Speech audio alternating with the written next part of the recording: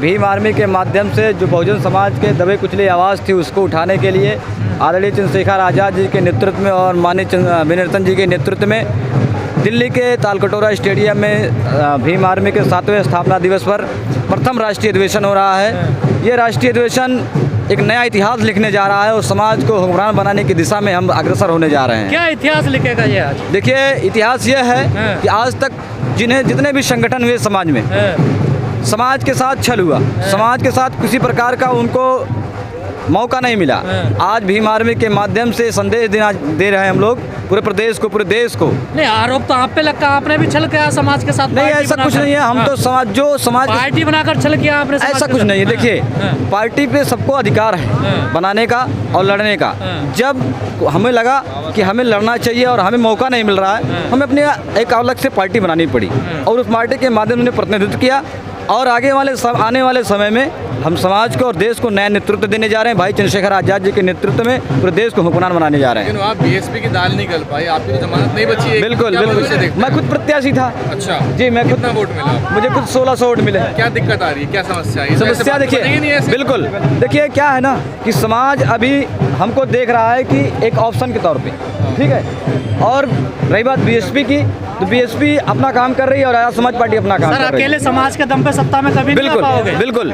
हम बहुजन समाज का निर्माण कर रहे हैं। हम अकेले दलितों को लेकर नहीं चल रहे हैं, हम ओबीसी को भी लेकर साथ में चल रहे हैं, मुसलमानों को भी लेकर चल रहे हैं, प्रतिनिधित्व भी दे रहे हैं, जिले में भी प्रतिनिधित्व दे रहे हैं, विधानसभा में भी प्रतिनिधित्व दे रहे हैं। की रक्षा कर रहे हैं जिन बहुजनों की बात कर रहे हैं। हम प्रयास, हमारा काम है कि हम उनके पास जाएं और उनको समझाएं। जो माननीय काशीराम साहब ने किया, बहुजन समाज बनाया, उस बहुजन समाज को फिर से बनाया और फिर से सत्ता में स्थापित हो। बीएसपी का जो वोट 8-9% घट गया, वो आपको तो नहीं मिला ना? बिल्कुल थे, ऑप्शन थे, बिल्कुल। तो आपको क्यों नहीं मिला? देखिए, समाज अभी परीक्षा ले रहा है। समाज को लगता है कि अभी चंद्रशेखर या उनकी पार्टी उस लायक नहीं है, तो लेकिन हम प्रयास कर रहे हैं उनको विश्वास दिलाने की। पार्टी बनाना सही निर्णय है, गलत निर्णय? सही निर्णय है। अच्छा। हमारे लिए भी, समाज के लिए भी, क्योंकि जो नौजवान, जो लोग प्रतिनिधित्व करना चाह रहे थे, उनको प्रतिनिधित्व नहीं मिल रहा था। आज आज़ाद समाज पार्टी के माध्यम से उनको प्रतिनिधित्व मिल रहा है, उनको सम्मान मिल रहा है, उनको नेतृत्व करने का मौका मिल रहा है। भीम आर्मी एक सामाजिक संगठन है, आज़ाद समाज पार्टी एक राजनीतिक संगठन पार्टी। कौन से राज्य में खाता खुलेगा आपका? अभी कहीं तो बात बनी नहीं है ना आज़ाद समाज? देखिए,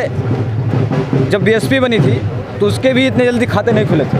हमारी तो अभी 5 साल हुई भाई पार्टी बनी, 5 साल भी नहीं हुई, खाते भी खुलेंगे जैसे हमारा संघर्ष इतना अच्छा होगा। आज से हमने हमारा, आप देख रहे हैं दिल्ली में एक ज़बरदस्त कार्यक्रम हो रहा है। ऐसे कार्यक्रम हम कॉमन मिनिमम प्रोग्राम चलाएंगे समाज के लिए, बहुजन समाज के लिए, सबको जोड़ने के लिए।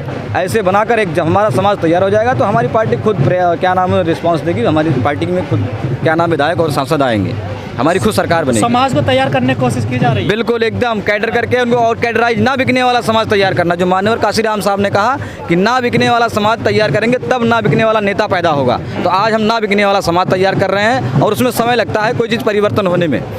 लेकिन एक आरोप लगता है आपके नेता पर कि कोई भी जो नेता आता है वो 4 महीने से ज़्यादा नहीं टिकता आपके नेता के पास। ऐसा कुछ नहीं है। अब देखिए, जो स्वार्थ के लिए आते हैं तो वो तो भाई अपने स्वार्थ पूरा करके हाईलाइट होकर चले जाते हैं। हमें यहाँ टिकने वाला समाज तैयार कर रहे हैं। आज से जो आप देख रहे हैं वो टिकने वाले लोग तैयार होंगे जी। जो समाजवादी से आप गठबंधन की बात कर रहे हो, स्वार्थ है समाज का भला? नहीं, हम चाह रहे थे कि समाज को एक नेतृत्व मिले। समाज में जो इस देश में बीजेपी और आरएसएस की जो सरकार है, संविधान को ख़त्म करने का प्रयास कर रही थी, उसको एक बहुजन समाज के तरीके से और अपने समाज को तरीके से सुरक्षित करने के लिए एक ऑप्शन था जिसको हम चाह रहे थे कि वो बन जाए। लेकिन माननीय अखिलेश यादव ने नहीं चाहे तो नहीं बना। तो हमारा प्रयास था बनने का और संविधान को सुरक्षा करने की जी। लेकिन आरोप लगता रहा अखिलेश यादव पर कि दलितों का सबसे ज़्यादा नुकसान अखिलेश सरकार में हुआ। ऐसा कुछ नहीं है। अब तो उनका मामला भाई, ठीक है। लेकिन हम चाह रहे थे कि अगर हम साथ में उनके आएंगे तो हम ऐसा नहीं होने देंगे। अगर हुआ भी है तो हम ऐसा होने भी नहीं देंगे कि हम उनके साथ रहते। अगर दलितों के साथ, संविधान के साथ छेड़खानी होती है, उनका अपमान होता, तो फिर हम स्टैंड करते हैं। जो वर्तमान स्थिति बनी हुई है देश में, इसको कैसे देख रहे हैं? जब आप देख रहे हैं कि समाज को अब कैडर किया जाएगा, समाज को तैयार किया जाएगा और पूरी ताकत से आवाज़ उठाई जाएगी। समाज को हक अधिकार दिलाने के लिए भीम आर्मी सामाजिक संगठन है, रास्ते पर रहेगी, आंदोलन में रहेगी हर तरीके से। और हमारी जो राजनीतिक पार्टी है आज़ाद समाज पार्टी, उसके माध्यम से हम विधानसभा में जाएंगे, लोकसभा में जाएंगे, अपना प्रतिनिधित्व दिखाएंगे, अपनी सरकार बनाएंगे। दलितों पर अत्याचार नहीं रुक रहा है, क्या वजह है? ये जब तक माननीय काशीराम साहब ने कहा था कि जब तक आपकी सरकार नहीं आएगी तब तक आपके ऊपर जो जुर्म अत्याचार बंद नहीं होंगे। और बाबा साहब अम्बेडकर ने भी कहा था कि पॉलिटिकल जो चाबी है हर राजनीतिक दरवाजे खोल सकते हैं। जो पॉलिटिक्स है, जो आपकी सरकार आएगी तो हमारे सारे चीज़ जो है ख़त्म हो जाएंगे, लेकिन हम संघर्ष कर रहे हैं, रास्ते पे हैं और समाज भी चाह रहा है कि हम लोग आगे बढ़ें। लेकिन जिस तरीके से बहुजन नेता चल रहे हैं, हमें नहीं लगता कि सत्ता में आ पाएंगे। नहीं, हम प्रयास कर रहे हैं सारे बहुजन समाज को इकट्ठा किया और जितने भी छोटे छोटे संगठन हैं या पार्टियां, उनसे बात की जाए, उनको एक साथ लाया जाए। ये बहुजनों को तो बीजेपी ने इकट्ठा कर लिया ना सबको। नहीं तो अब हमारा प्रयास है कि हम उनको इकट्ठा उनको समझाएं। अगर ऐसा किया है बीजेपी तो भाई उनका मामला है, लेकिन हमारा प्रयास है कि अगर हमें लगता है कि समाज को कुछ देना है तो उनको साथ लाना पड़ेगा, तो हम साथ लाने का प्रयास करेंगे। वो भी तो कह रहे हैं हम समाज को दे रहे हैं। बाबा साहब क्या दिया, क्या दिया? अरे क्या दिया? बाबा साहब की रोज बात अरे क्या दिया उन्होंने तो 5 किलो राशन दे दिया, लेटरिन दे दिया। इससे हमारा तो भला होने वाला नहीं है। इसके बदले में कोई भी नेता अच्छा, इससे हमारा तो कुछ होने, हमें क्या चाहिए? हमें शिक्षा चाहिए, रोजगार चाहिए, सुरक्षा चाहिए, रोटी कपड़ा मकान, ये सारी नौकरी चाहिए। ये तो दे नहीं रहे हैं, प्राइवेटाइजेशन कर दिया। जय भीम बोलते हैं बीजेपी के नेता। अरे वो तो स्वार्थ है ना, वो तो दिखावा है, तो दिखावा है, दिखावा और कुछ नहीं है। और आप श्री राम की तरफ बढ़ते जा रहे हैं। हाँ, ऐसा कुछ नहीं, कौन कह रहा है? ये गलत है। अब कभी भीम आर्मी के लोगों को देखा जय श्री राम के नारे लगाते हैं? अभी कांवड़ विरोध जा रहे हैं। जी, आप नहीं जा रहे, आपका समाज, जिस समाज की बात देखिए, समाज को हम समझाने का प्रयास कर रहे हैं ना। हम तो कह रहे हैं बार बार, हम आप कैडर करेंगे। जो काम हमारे महापुरुषों ने किया, कुछ नेता ने और कुछ लोगों ने पार्टी, जो हमारी पार्टी थी जिसको हमने सपोर्ट किया।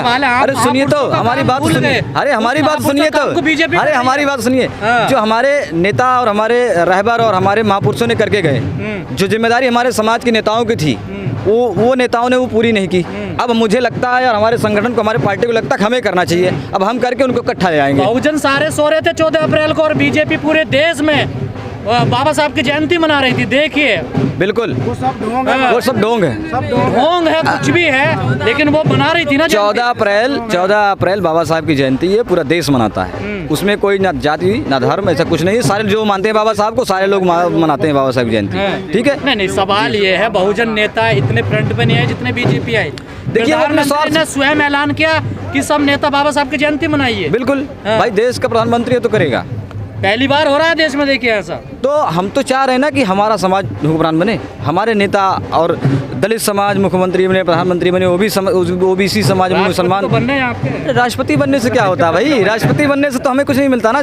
सारी चाबी तो प्रधानमंत्री जी के हाथ में है। तो अगर हम प्रधानमंत्री बन जाए तो देश का सारा भला हो जाएगा। अच्छा। और मोदी जी ने तो देश का तो बेड़ा गर्क कर रखा है। राज्य मंत्री दिनेश कार्तिक ने इस्तीफा दे दिया है बीजेपी से। बिल्कुल, सम्मान नहीं है बीजेपी। कहाँ सम्मान है दलितों का? अगर दलितों का सम्मान होता तो उनको मीटिंग में बुलाया जाता, उनको कैबिनेट में बैठाया जाता। सारा वाला साथ हो गया। जैसे चंद्रशेखर ने कहा कि दलितों का वोट तो चाहिए अखिलेश को, पर नेता नहीं चाहिए। बिल्कुल, वो बीजेपी का यही हाल है कि उनको यूज चाहिए, वो यूज हो जाए हमारे लोग, बस बात का हम कैसे भी सत्ता में आ जाएं। तो सत्ता में आ गए हमारे लोग। अब हमारे नेताओं को सोचनी चाहिए कि हम यूज करने के लिए बने हैं, उनको आँख उनकी खुलनी चाहिए।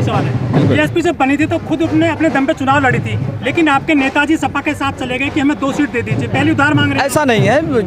जब बीएसपी बनी थी तो भी वो भी गठबंधन की थी। आप इतिहास भी पढ़िए, इतिहास भी देखिए। पहली मदद चाहिए आपको इसी। नहीं, ऐसा नहीं। अरे क्या है कि अगर हमको लगता है कि हमें बहुजन समाज का कुछ काम करना है, बहुजन समाज के लिए कुछ करना है, तो हमें पावर में आना पड़ेगा। तो बहुजन समाज का कुछ काम करना है, जी। किसी सुरक्षित सीट से लड़ते ना। कौन? गोरखपुर क्यों लड़ने गए? क्यों ना लड़े भाई? 2800 वोट। अच्छा ये बताओ, देश में विधानसभा में लोकतंत्र में सबको चुनाव लड़ने का अधिकार है, किसी भी सीट से लड़ सकता है, ये संविधान में है। ठीक है, ये जरूरी थोड़ी, जरूरी थोड़ी, ये जरूरी नहीं है कि हम सुरक्षित सीट से ही लड़ें। ये जरूरी है कि हम जनरल सीट से भी लड़ें, जनरल सीट पे भी हम जीत सकते हैं। सुरक्षित सीट का मतलब है जहाँ से आपको जीतने की उम्मीद हो। ठीक है, लेकिन हमें लगता था कि हम वहाँ टक्कर दे सकते थे। में सर मारोगे तो सर ही फटेगा ना, दीवार नहीं टूटेगी। ऐसा नहीं है, हम चाह रहे थे कि हम उनको टक्कर दें और हम जीतें, और तब जाके इनको पता चलेगा कि हमारे लोगों की इतनी ताकत है। आपको टक्कर देने गए थे आप। बिल्कुल, और देंगे अभी भी। यही गलती तो नहीं कर रहे बहुजन समाज के नेता? ऐसा तो हमें नहीं लगता, पड़े रहे। ऐसा तो नहीं लगता।